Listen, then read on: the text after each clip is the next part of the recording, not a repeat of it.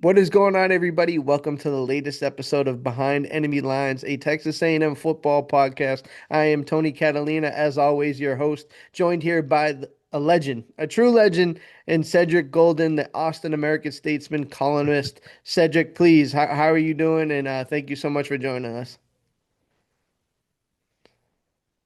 Man, that's a low bar on the legend program, Tony C. I don't know about all of that, but man, I'm doing great. How are you, man? I'm good. You were the first person that How's it had me going? on a podcast when I got down to Texas, and but no, I had to return the favor. We got a big one this week. Man, I appreciate it. Always fun to chop it up with you, and that's going to be fun. Everybody fill up with turkey, and then on Friday get a little bit of leftovers, and then let's get to the main course, which is Longhorns Aggies. Black Friday is going to be a raucous atmosphere at DKR. Yeah, so I want to start there actually. I'm glad you mentioned that. Trev Alberts today was talking to the media and he seemed completely content with it staying on Friday. He liked the idea of being the biggest show in town. So as somebody who's seen many of these games over the years, what's your stance on the Friday versus Thursday versus Saturday thing? Where do you fall with that? I'm not really a traditionalist in that sense, Tony C, but I'll tell you, man, I like Friday. I like being able to enjoy Thanksgiving. For like 20 years, I went to every Cowboy game on Thanksgiving, and then either did a Friday A&M or Friday or Saturday A&M. Now, a few of those years were I guess the Aggies were Thanksgiving for a while. I don't remember how many of those I covered. It wasn't that many.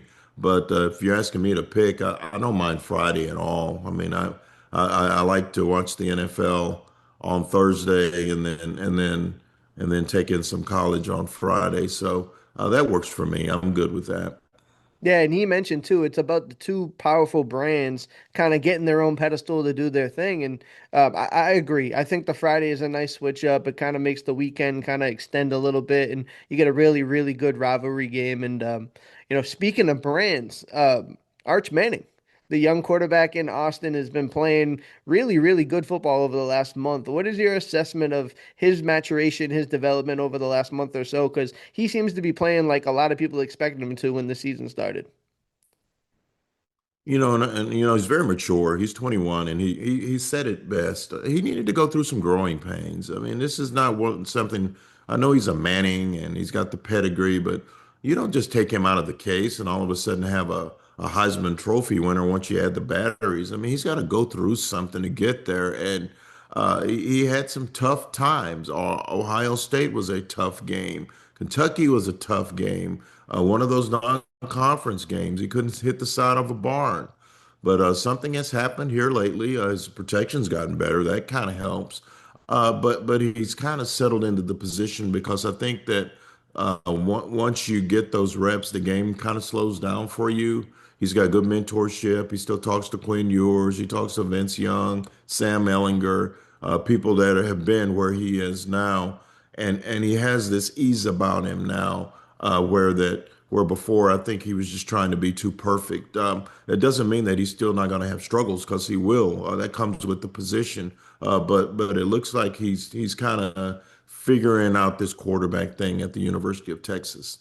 Yeah, and they always say, the old saying is repetition is the father of learning, right? And some of these kids who first year starters, they get to the end of the year, you don't even look at them as freshmen anymore. Like this is, sophomores or whatever the case may be, they turn into upperclassmen in this case. So it's really impressive to see the way he's played. Now, when you look at the way they call the game, you talk about the offensive line play and you talk about some of the weapons on the outside. What have you seen from Sarkeesian and the way they call this game that has kind of benefited him and allowed him to be at his best? Tony, I think he's been able to grow into it because they are trusting him more. They're trusting him to call protections. They're trusting him to decipher the defense. The one thing that I've noticed about Arch Manning now, as opposed to Arch Manning v. Ohio State or UTSA, is it was usually that first read and then he'd tuck and go and try to run over somebody. But now, after 11 games, you see Arch Manning going through his progressions, and not trying to be a bull, getting out of bounds and protecting himself because there's always a bigger guy on the other side that wants to take your head off. And he should know by now that it's a lot easier to gain 1 yard and not get blown up than to gain three and get a concussion, which has happened to him. So for me, I just think it's playing the position, learning the ropes, understanding situational football, and having earned the trust of the coaching staff and the respect of everyone in that locker room. And flipping to the other side of the ball, when the offense wasn't clicking and the protection wasn't there, it seemed like defense has been the calling card, at least early on, and they continue that. What has it been like on that side of the ball? Have they been playing to their best? I mean, obviously, when you got guys like Colin Simmons and other guys making plays, is that group stood up to the defense they were last year? I know it was a tall task, but have they been as good or maybe just slightly worse than that? No, they're worse. They've gotten worse. At in the beginning of the season, when the offense was struggling, the defense was carrying the water, and they allowed 10 points a game over their first 7 games. But over these last four games, they're giving up 34.2 points a game, and they are giving up well over 400 yards a game, which is not their standard. And so what's happened is they've been in some shootouts against teams that aren't very good. I mean, Mississippi State 45-38, Arkansas 52-37.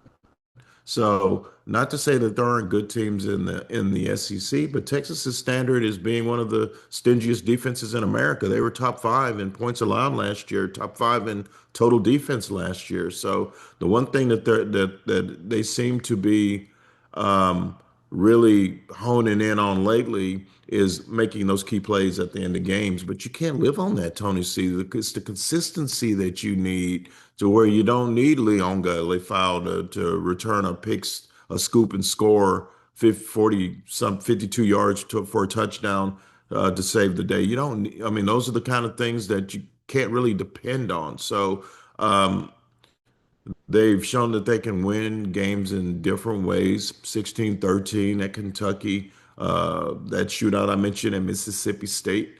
But I think that if Sarkeesian and Pete Kwiatkowski had their druthers, they would love to be in more 31-17 type games. That's when you know Texas is operating at much better efficiency when they don't have to rely on as much on Arch Manning's arm or a big time play late in the game. They need those plays throughout the game. Here's a stat for you. They allowed 4 plays on first down of 20 yards plus against Arkansas in the first half, Wow. and Arkansas scored on the first 4 drives. That's unacceptable. I mean, against a team like Texas A&M, that can get you killed. Wow. Yeah, I mean, I have respect obviously for Taylor Green and that Arkansas offense, but that's an alarming number, right? Like to have those type of stats is that's that's pretty alarming there for sure.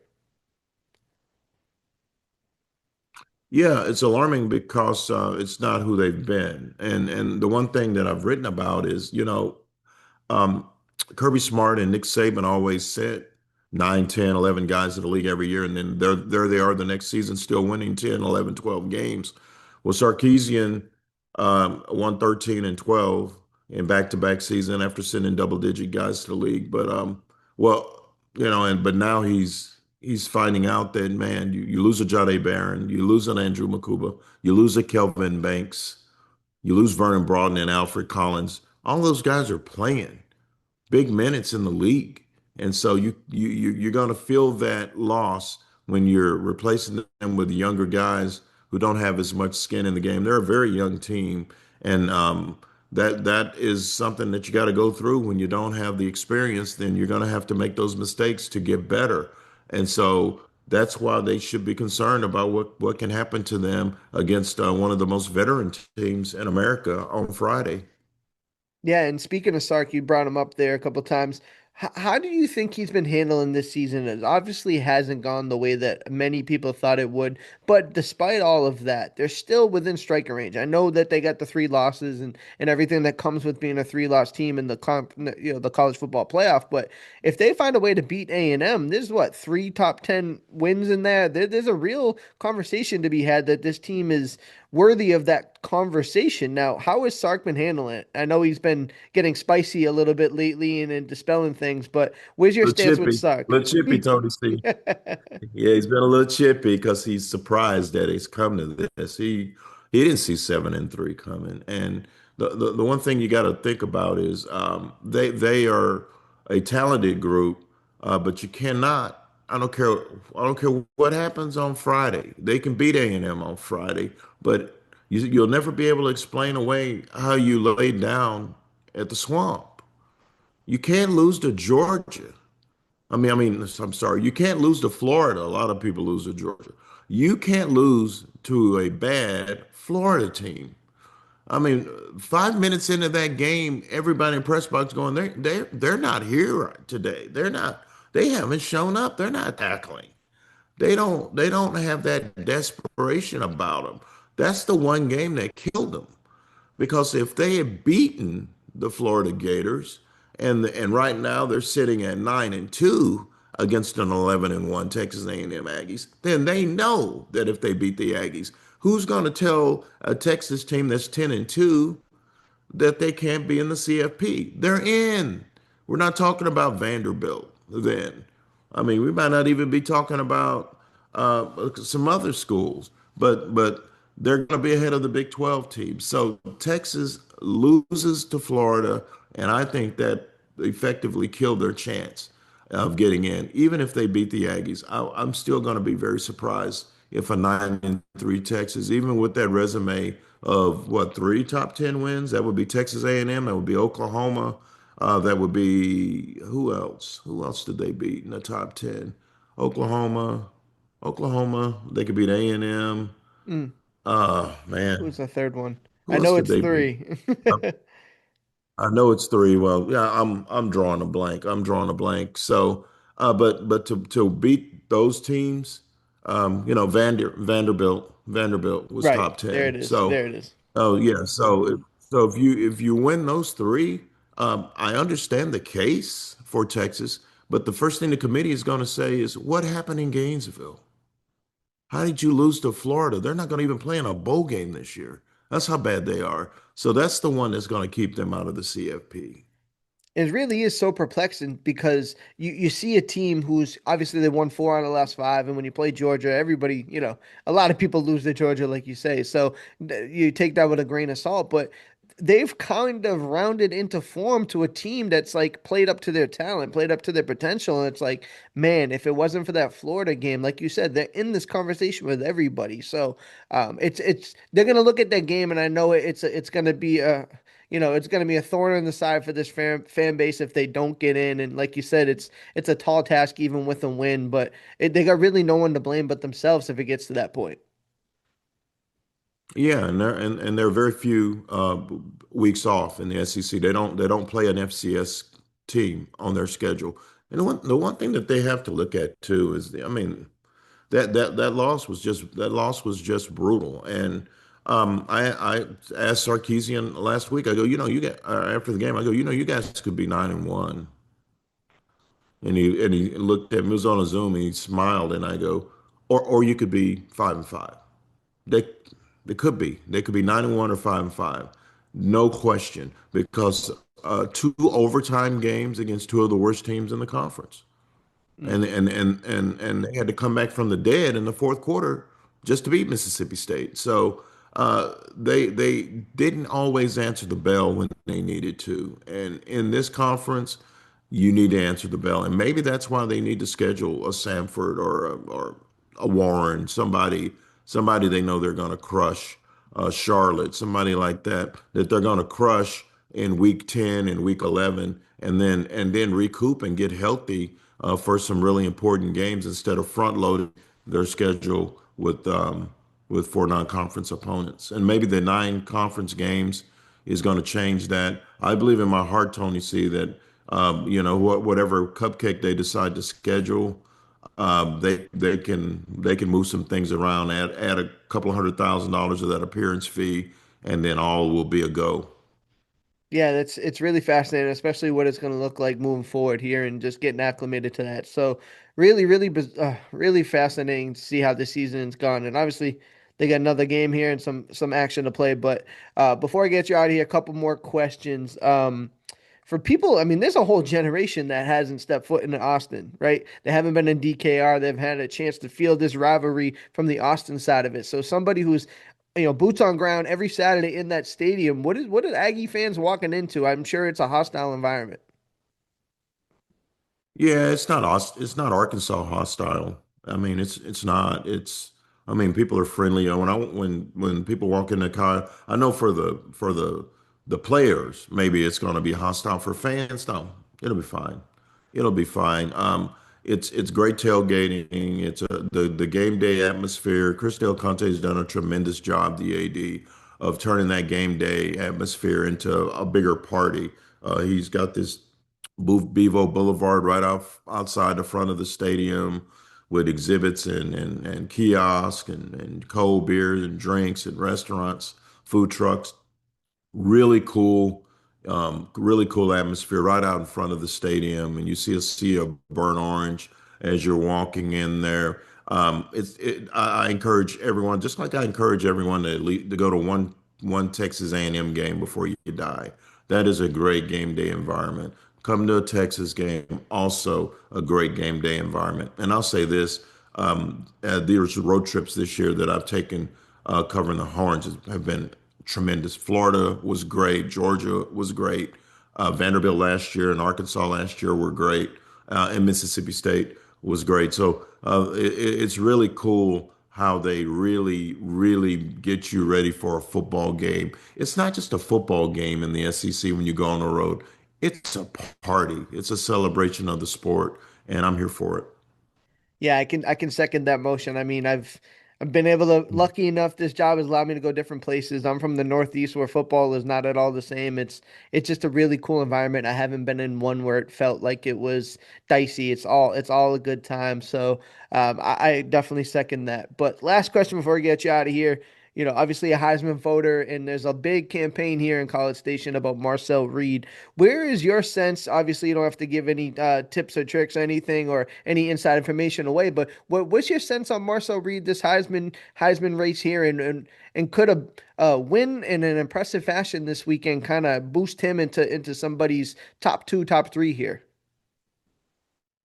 He's already in my top two, and if he beats Texas, he's going to be still top two or number one.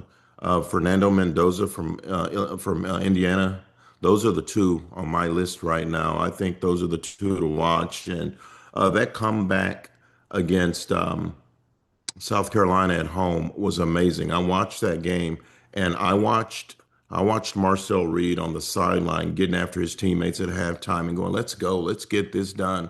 And the next thing you know, they put up the greatest comeback in program history, and they don't do that without great leadership. And the best leadership is player-led leadership. And Marcel Reed is not only one of the best players in the country, maybe the best player in the country. He's also one of the best leaders. And everybody's going to be watching this game. Let me tell you something. Thanksgiving weekend of 2005, the Texas Longhorns played Texas A&M, and Vince Young, who was one of the front runners for the Heisman, the Aggies slowed him down. He didn't have his best game. And then that night, Reggie Bush went absolutely nuts against Fresno State. And so that kind of swayed the voters.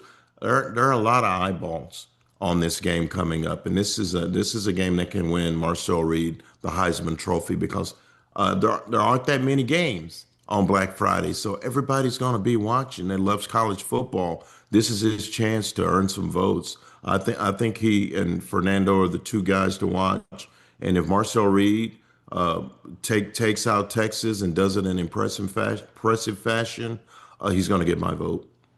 I love that. I agree with everything you said there. It's a really important game, not only personally, professionally. There's a lot of stake as far as teams wise, player wise. So Cedric, I'm excited. I can't wait to get in that press box and enjoy it and take it all in with you, man. I really appreciate your time tonight. Looking forward to seeing you, Tony C. Be safe coming up and give my best to the missus. Will do. Appreciate it. Thank you again. Yes, sir.